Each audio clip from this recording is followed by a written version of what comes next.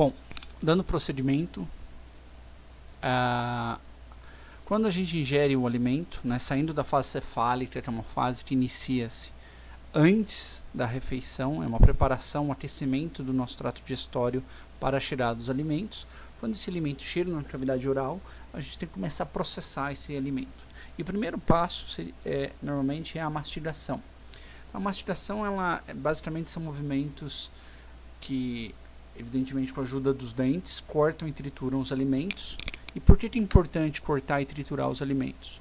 Porque, primeiro, que ao quebrar o alimento em pedaços menores, você vai estar evitando escoriações na parede do trato digestório. E mais do que isso, você permite a deglutição. Então, muitos animais, tem cachorro, gato, sabe que às vezes os bichos conseguem engolir um grande pedaço de alimento sem mastigar. Seres humanos não são capazes disso, justamente por uma limitação nesse processo de deglutição. Se você tentar engolir um pedaço, por exemplo, muito grande de carne, você corre o risco desse pedaço basicamente entalar no seu esôfago ou em algum outro segmento aí do superior, que pode causar até um sufocamento, um inconveniente. Então, a mastigação ela é muito importante justamente para transformar aquilo que você comeu, o alimento, em pedaços compatíveis com o processo de deglutição, que aqueles pedaços possam passar, entrar e chegar até seu estômago de maneira apropriada. Além disso, vários processos digestórios só acontecem quando você tem as enzimas atingindo o conteúdo especificamente de nutrientes. Isso é muito relevante do ponto de vista de alimentos vegetais. Então, vamos pegar grãos, por exemplo, feijão ou milho. Esses grãos, basicamente, o conteúdo que é nutritivo fica no interior de uma cápsula fibrosa, uma cápsula de celulose. E nossas enzimas digestivas são incapazes de digerir essa celulose.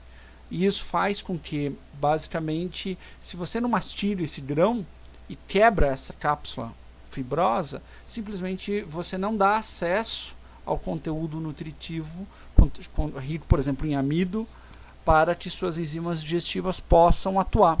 E, portanto, mesmo que você ingerir o grão, eventualmente você não usufrui daquele nutriente presente nele. Então, a mastigação para alimentos vegetais é particularmente importante justamente para agir sobre essa superfície resistente à digestão. Tá? Além disso, quando você quebra o alimento em pedaços menores, você também está facilitando a digestão, porque a superfície de contato das enzimas ela aumenta em relação ao fato dos alimentos estarem em pedaços menores. Então, quanto menores os pedaços, maior você vai estar facilitando a ação da sua ação enzimática. Portanto, mastiga bem acaba tendo um papel muito importante para facilitar os processos de digestão. Eventualmente, o indivíduo jovem, saudável, tem um trato digestório funcionando na sua capacidade máxima. Às vezes a diferença de mastigar mais ou menos não faz muita diferença. Mas ao longo do tempo, né, em que nossos processos começam a ficar um pouco comprometidos pelo envelhecimento, a importância da mastigação vai aumentando justamente para permitir dar maior suporte para as demais funções digestivas. Para mastigar, durante esse processo de mastigação, né, na cavidade oral, basicamente os alimentos entram em contato pela primeira vez com o primeiro suco digestivo, que é a saliva. Então a saliva, na realidade, ela tem várias funções, né? Vamos tentar entender um pouquinho dela, como ela atua. Primeiro, eu queria trazer essas informações. Uma pessoa média, claro que isso tem algumas variações, dependendo do tamanho da pessoa, do grau de hidratação, mas em média uma pessoa produz entre 800 ml a 1,5 litro de saliva por dia. Tá? Então é um volume até que considerável. E qual que é uma dessas funções? É a lubrificação e umidificação das nossas mucosas. Sem a saliva, basicamente nossas mucosas, a gengiva, enfim, a parte interna da bochecha, elas podem começar a sofrer lesões. Isso acontece em doenças como por chamados xerostomia. O indivíduo com xerostomia, ele tem deficiência na produção de saliva. Pode ter várias causas, Por exemplo, o uso prolongado de drogas de abuso pode causar essa doença, mas não apenas isso, outras. E isso compromete vamos dizer, o bem-estar das nossas mucosas, e a longo prazo isso inclusive vai causar uma destruição na dentição, né? O indivíduo fica com problemas sérios nos dentes justamente pela falta de saliva. Além dessa função de lubrificação e umidificação das mucosas orofaríngeas, a saliva tem um papel também na digestão. Então, primeiro ela vai fazer uma umidificação dos alimentos.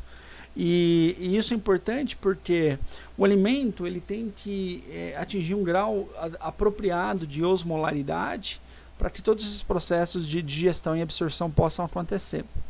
E a saliva é um desses sucos que entra em contato com o alimento para justamente criar esse gradiente osmótico favorável.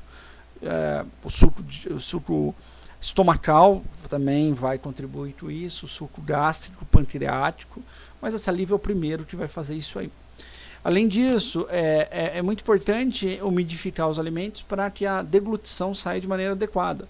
Quem já, eventualmente, num determinado momento, estava produzindo pouca saliva, na hora que você mastiga um alimento seco e produzindo pouca saliva, a deglutição fica difícil. Inclusive, na hora que você vai tentar engolir o alimento, parece que ele sai raspando na nossa garganta, enfim, causando escoriação. E isso mostra que essa umidificação é muito importante para facilitar esse processo de deglutição.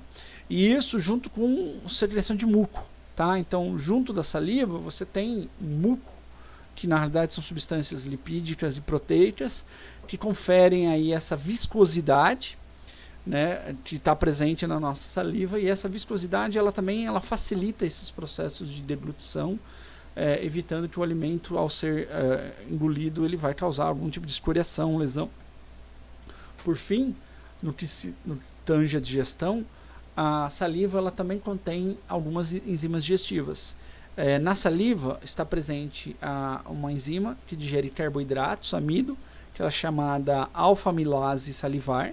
Vejam que mais detalhes sobre as enzimas digestivas serão passados principalmente na aula 2 e na aula 3, tá? Mas já estou adiantando isso aí. Então tem uma alfa-amilase salivar que atua na digestão de amido. Ela também é chamada pitialina, essa enzima. E tem uma lipase salivar, que também ela está relacionada com, no caso aí de digestão de lipídios. Finalmente, a saliva tem uma funções na higiene oral. Ela lava as partículas e as bactérias presentes na cavidade oral. Isso é importante para a saúde dos dentes. Não parece, mas eventualmente quando você come, você vai ter pedaços de alimento grudados entre os dentes ou enfim, nos dentes, de uma maneira geral, e a saliva está a todo momento lavando isso, evitando que esse alimento fique ali presente, ou diminuindo a quantidade desse alimento presente, grudado aos dentes, e isso diminui a presença de bactérias, a fermentação bacteriana que produz ácido, que vai destruir os nossos dentes. Então, o indivíduo que não produz saliva, como eu já mencionei anteriormente, tem um problema sério de dentição. Então, é muito comum que o indivíduo perca todos os dentes, enfim. Ainda nessa função de higiene oral, a saliva ela produz anticorpos, aliás, possui anticorpos dentro dele e fatores antibactericidas, como, por exemplo, uma enzima chamada lisozima e lactoferrina, entre outras, que basicamente são enzimas que vão atuar destruindo bactérias, destruindo vírus e assim por diante. Então, é uma primeira linha de defesa. É importante notar que o sistema digestório é um sistema que é uma interface entre o meio externo e o meio interno, uma interface absolutamente fundamental. E isso significa que bactéria, vírus, ou outras formas de parasitas, eles podem entrar no nosso corpo através da cavidade oral. E por isso que você ter barreiras de defesa é fundamental. E a saliva possui essas barreiras aí com anticorpos e antibactericidas que diminuem pelo menos a chance de o indivíduo adquirir uma infecção por vírus e bactéria. Finalmente, a saliva ela tem uma capacidade tamponante de pH.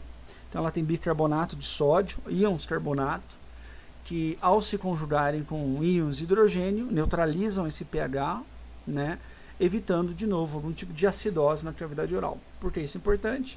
porque os dentes são muito resistentes enfim, estresse mecânico, mas eles são pouco resistentes a pH baixo. E você ter uma capacidade tamponante é fundamental para manter a saúde dos seus dentes. Inclusive, indivíduos que têm mais propensão a cárie são indivíduos que têm vamos dizer, um pH salivar diferente do que indivíduos que são mais enfim, resistentes ao desenvolvimento de cárie. Existe não é só uma questão de higiene oral do indivíduo, quantas vezes ele escova o dente, ou quão bem ele escova os dentes, mas existe um fator determinante que é justamente as características da saliva de cada pessoa. Tem gente que de certa maneira tem assim, é beneficiada por uma característica salivar que te dá mais proteção e outros não, e assim por diante. E essa capacidade tamponante da saliva é absolutamente fundamental para esse processo. Quais são essas glândulas salivares, né? Veja, não é uma aula anatômica, a gente não vai ficar descrevendo exatamente onde elas estão, é só de uma maneira geral quem são essas glândulas. Basicamente a gente tem 3 conjuntos de glândulas, conjuntos porque vocês têm essas glândulas do lado direito e esquerdo, tá? E mais pequenas glândulas bucais. Essas glândulas bucais, elas são pequenas glândulas presentes aí na cavidade oral e elas produzem basicamente muco. E o grosso da nossa saliva é produzida pelas glândulas parótidas e pelas glândulas submandibulares e sublinguais. As glândulas submandibulares e sublinguais produzem a maior parte da nossa saliva, cerca de 70% de todo o volume diário. E elas produzem uma secreção chamada tanto mucosa, que contém muco, né, mucina, quanto serosa, que é uma secreção que contém, por exemplo, enzimas digestivas. Tá? Então, quando você precisa aumentar o volume de saliva, por exemplo, durante uma refeição, suas glândulas submandibulares e sublinguais são muito importantes para esse aumento de volume. Já as glândulas parótidas produzem cerca de um quarto de toda a sua saliva diária, e a secreção é basicamente serosa, porque contém enzimas como a alfa-amilase salivar e outras enzimas antibactericidas e assim por diante. Então a gente tem esse conjunto de glândulas salivares e pequenas glândulas bucais que no seu conjunto produzem a saliva e o muco, característico aí da cavidade oral. E também algumas células mucosas, que são células individuais que produzem muco. Tá? Então, milhares de células na nossa língua, na nossa mucosa da gengiva, enfim, em todo lugar da cavidade oral e na faringe. Qual é a composição da saliva? Comparado ao plasma ou ao líquido extracelular, a saliva ela tem mais potássio e carbonato, tá? Então ela é rica em potássio e carbonato, comparando ao nosso fluido presente circula no sangue. Por outro lado, tem menos sódio e cloreto, tá? Então ela é um pouquinho diferente, né? Porque ela se assemelha um pouquinho mais, vamos dizer, ela vai em direção ao fluido intracelular do que o fluido extracelular. Ela tem um pH entre 6 e 7, tá? Com íons bicarbonato que são tamponantes, e ela costuma ser hipotônica. E faz todo sentido, porque ela vai entrar em contato com o alimento. Se ela já fosse hipertônica, a osmolaridade do bolo alimentar junto à saliva seria maior. Então faz sentido ela ser hipotônica, já que se espera que ela vai entrar em contato com o alimento, que aumentaria a osmolaridade. As glândulas salivares, elas são glândulas do tipo glândulas acinares. E o que são essas glândulas acinares? Então vejam só, são glândulas que formam um conjunto de células, né, essas coisas redondinhas aqui, e essas células circundam um canalículo. E esse canalículo, na realidade, é onde a secreção dessa glândula é liberada. Né? No caso, claro, a gente está falando da saliva. Então, de novo, essas células acinares, dos ácinos, produzem uma chamada secreção primária, que ela contém enzimas, como pitialina ou alfa-amilase, muco, porque tem lipídios, tem proteínas, além de um fluido extracelular. Então essa seria como se fosse uma saliva primária produzido por esse sedimento da glândula salivar, que são chamados ácinos. Tá? Então, e os ácinos são esses conjuntos de células que formam canalículos no meio, né, onde a saliva é secretada. Essa saliva ela vai percorrer esses canalículos, vai entrar em canalículos cada vez maiores, em ductos, e ductos de novo, cada vez maiores, extremamente ramificado, né, essas glândulas acinares. E o detalhe interessante é que as células dos ductos, elas não formam simplesmente uma parede inerte, passiva. Não, elas modificam diretamente a saliva. Então essas células dos ductos apresentam proteínas na sua membrana celular, e essas proteínas vão permitir a absorção de alguns íons, né, principalmente sódio e cloreto, por isso que a composição é menor de sódio e cloreto comparado ao plasma ou ao fluido extracelular, e vai secretar potássio e os íons carbonato, que são esses íons tamponantes, né? Vejam que ele é um ânion que depois vai se ligar ao íon hidrogênio, formando ácido carbônico, e o ácido carbônico se dissocia em água e CO2, tamponando o pH presente ali na cavidade oral. Tá? Então, em resumo, pessoal, as glândulas salivares, elas são glândulas acinares, em que uma saliva primária é produzida pelas células desses ácinos, tá? Secretada no canalículo, e posteriormente, até que a saliva seja secretada efetivamente na cavidade oral, ela vai sendo modificada pelas células dos ductos, tá? Que acabam modificando a composição iônica e aumentando inclusive o volume da saliva secretado. Como que se dá a regulação da salivação?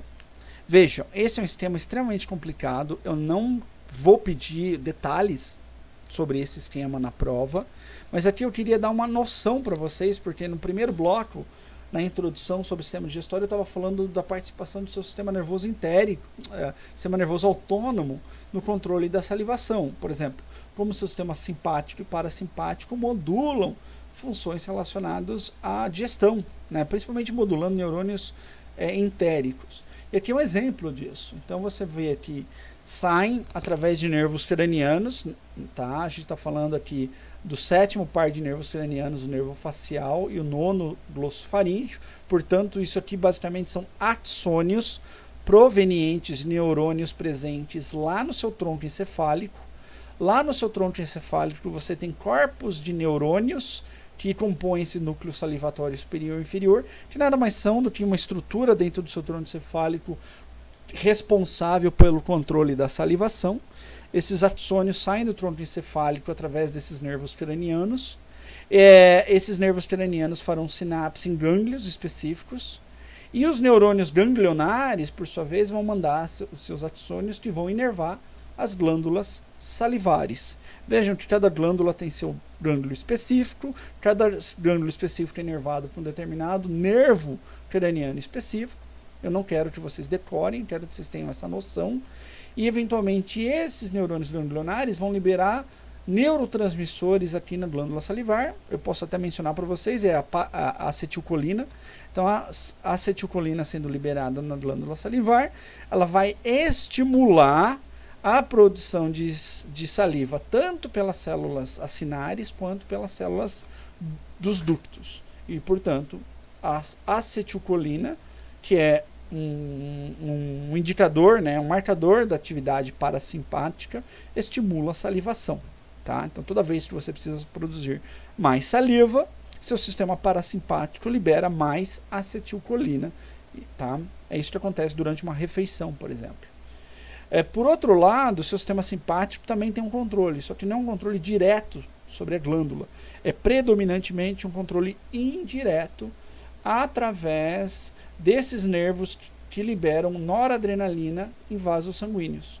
Então, a noradrenalina sendo liberada pelo sistema simpático vai causar uma vasoconstrição e, portanto, menos sangue chegará às glândulas salivares. E, normalmente, a ativação simpática leva a uma menor produção de saliva por esse motivo.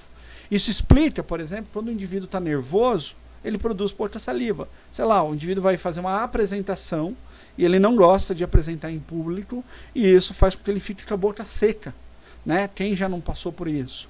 E basicamente o que está acontecendo é o seu sistema simpático está liberando noradrenalina, que está causando uma vasoconstrição, impedindo que as glândulas salivares recebam fluxo sanguíneo, e isso diminui a produção de saliva.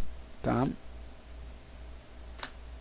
Aqui, pessoal, só uma curiosidade, isso envolve muito mais aula de neurovegetativos, mas aqui já fica muito claro para a gente essa dualidade entre o sistema simpático e parasimpático no controle de funções digestivas. A regrinha de ouro é a seguinte: o seu sistema parasimpático, através da liberação de acetilcolina, costuma ter função estimulatória sobre as funções digestivas. Vai aumentar a motilidade, vai aumentar a secreção, vai aumentar a eficácia da absorção e dos processos de digestão. Já o seu sistema simpático tem um efeito predominantemente inibitório sobre o seu sistema digestório. Ele atrapalha a digestão. Esse atrapalhar é predominantemente justamente pela inibição da chegada de sangue para as estruturas do seu trato digestório. Não apenas as glândulas salivares, mas como um todo. E aí tá, para a turma aí da educação física e esporte, isso é relevante do ponto de vista de que quando você se alimenta, o seu trato, você tem que processar esse alimento. E para isso você depende do seu sistema parasimpático. E quando a gente faz exercício físico, o exercício físico ele é basicamente caracterizado pela ativação do seu sistema simpático. Evidentemente que assim, quanto mais intenso e mais prolongado for o exercício, mais você vai depender da ativação do simpático. Tá? Um exercício leve, você tem uma baixa ativação do simpático, mas um exercício intenso ou prolongado, você precisa de uma forte ativação simpática para sustentar essa atividade. E isso causa um efeito inibitório sobre a digestão. Então, às vezes você vê um atleta, um indivíduo que se alimentou e ele vai fazer alguma atividade física e às vezes ele passa mal, sente enjoo, ânsia, chega até a vomitar, é por conta disso, porque justamente a ativação simpática prejudica o sistema digestório e às vezes o organismo reage de uma maneira a não simplesmente cessar, mas causar uma sensação de má digestão, de desconforto, e por isso o indivíduo passa mal. Tá? Então, sempre na medida do possível, o ideal é que o indivíduo esteja em repouso para processar mais adequadamente seu alimento, porque ele requer esse processamento do processo de digestão requer a ativação parasimpática relacionada a repouso. Já o exercício está ligado à ativação do sistema simpático, que inibe as funções digestivas. Para terminar esse último bloco, esse segundo bloco, eu queria falar sobre um outro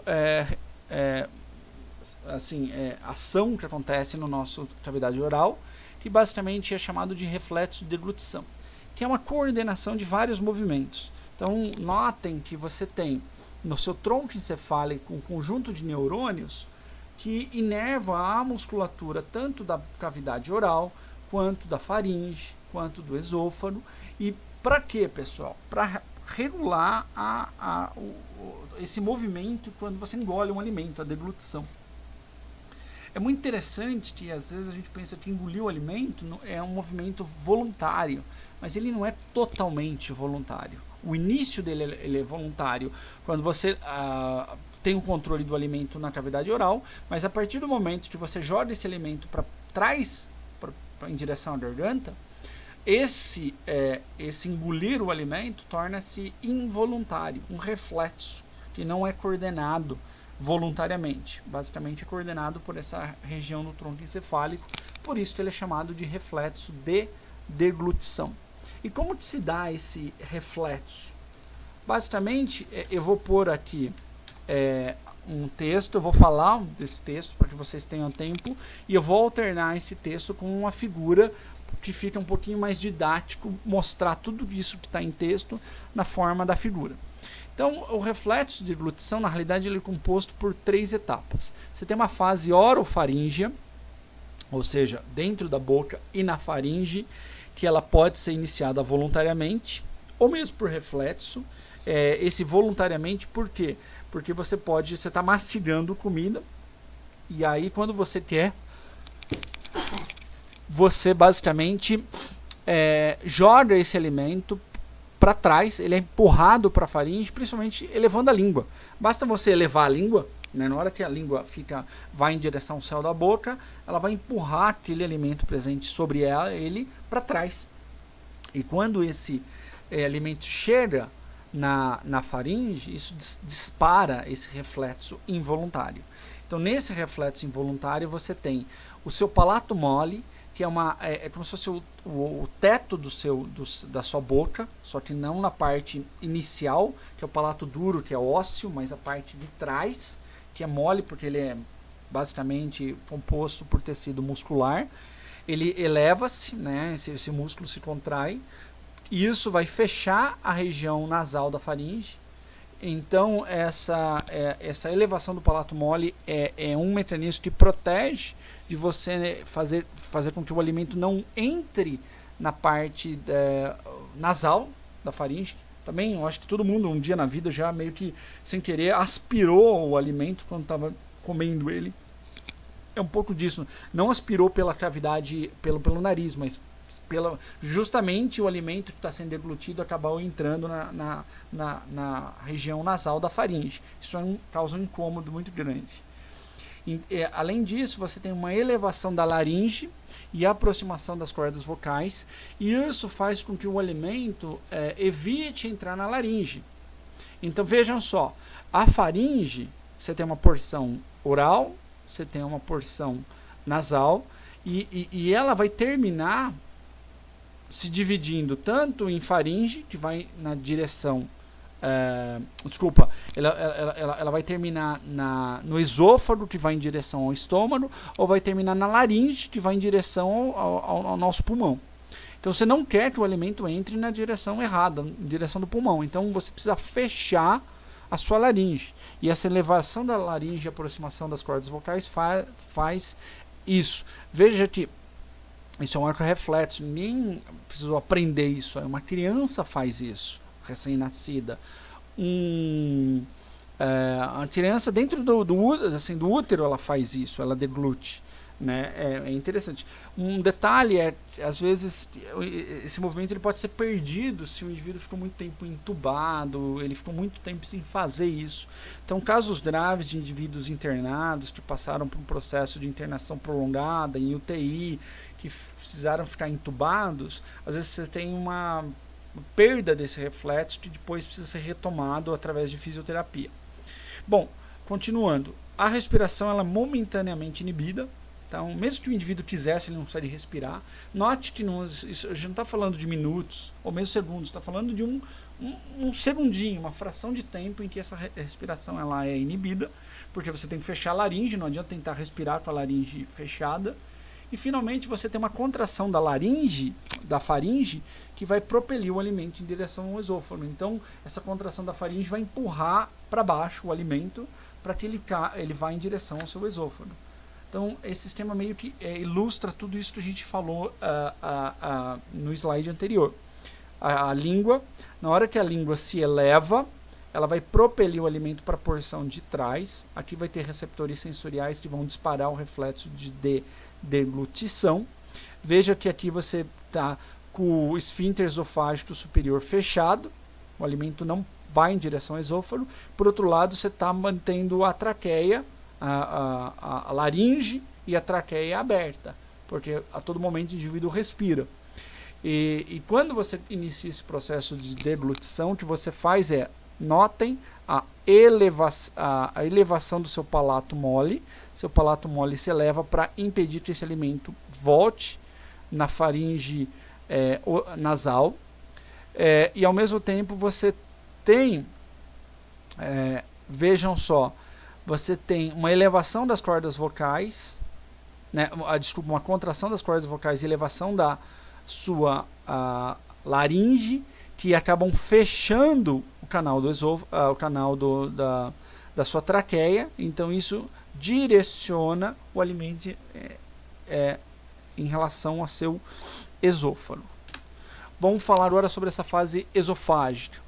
Nessa fase esofágica, o esfíncter esofagiano superior, que normalmente ele está tonicamente contraído, tá? Ele está sempre fechadinho, então essa ligação entre cavidade oral e estômago está sempre fechada através desse esfíncter esofagiano superior. Ele relaxa na aproximação do bolo alimentar, que é isso que eu mostrei aqui para vocês. Então esse esfíncter esofágico superior, ele está sempre contraidinho. Na hora que o alimento se aproxima, então aqui já está entrando na fase, ó, osofágica. Ele basicamente, esse esfíncter relaxa, que permite a passagem do alimento por ele.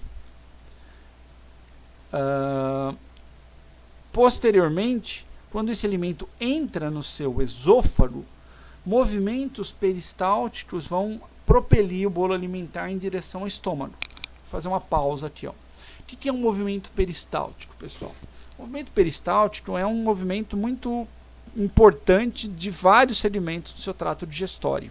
Esse movimento nada mais é do que um anel contrátil. Então, neste segmento, basicamente a musculatura lisa se contrai e esse anel de contração ele vai acontecer imediatamente anterior à presença do bolo alimentar. Por isso você tem que ter receptores sensoriais que vão detectar o bolo alimentar está aqui. Então, num segmento anterior, você tem esse anel contrátil se formando.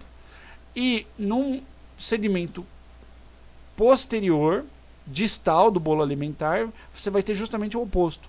Essa musculatura lisa vai relaxar para permitir acomodar o alimento que vai ser propelido, diminuir a resistência. E esse anel contrátil basicamente vai se arrastar por alguns centímetros, empurrando o bolo alimentar para essa região aqui que está relaxada. Então seria no momento, no tempo zero, o anel contrátil está aqui, a onda de distensão está aqui na frente, o alimento estaria aqui, e alguns segundos depois esse anel contrátil e essa onda de relaxamento se arrastam por um tempo, por alguns centímetros, né? Então esse movimento na verdade é um movimento de propelir o bolo alimentar. Ele vai existir no nosso esôfago e é um movimento muito importante, principalmente no intestino delgado. Então, no esôfago e intestino delgado, você vai ter esses movimentos chamados peristálticos, que são movimentos que empurram o bolo alimentar para regiões mais distais. Então, você vai ter esses movimentos peristálticos empurrando o bolo alimentar no seu esôfago. Tá? Você tem uma chamada peristalse primária, que é desencadeada pelo reflexo de deglutição. Então, sempre vai ter uma peristalse que vai empurrar. E caso o alimento ainda fique presente, né, pela essa distensão mecânica, você vai ter peristalses chamadas secundárias, que vão estar tentando empurrar o alimento que sobrou no esôfago em direção do seu estômago, até que você esvazie esse esôfago. Seu esôfago não é uma região de armazenagem de alimento, portanto, o alimento só passa por ele e tem que ser armazenado em outra região. Você vai ter tantas peristalses for necessário até que esse alimento saia do seu esôfago. Finalmente, você vai ter um esfíncter esofagiano inferior que vai ter que se abrir pela chegada do alimento, que na realidade ele protege o esôfago dessa solução ácida produzida pelo seu estômago. Então esse é o esfíncter esofagiano superior. E embaixo, próximo do estômago, você vai ter o esfíncter esofágio inferior, que na realidade ele age como uma proteção justamente para evitar que o ácido do seu estômago chegue no seu esôfago. Muitas vezes o indivíduo, principalmente em alguns casos na gravidez, obesidade, o indivíduo sofre de muita azia, né? Essa queimação.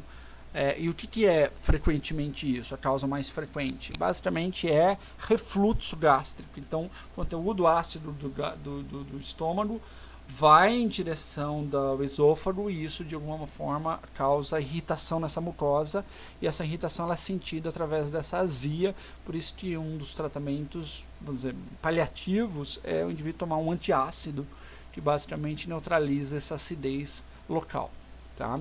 E da mesma maneira, quando o alimento chega, esse esfíncter esofagiano inferior ele precisa relaxar, e o estômago, ele de alguma maneira, ele relaxa também para acomodar esse alimento durante alguns segundos. E com isso você conclui o reflexo de deglutição.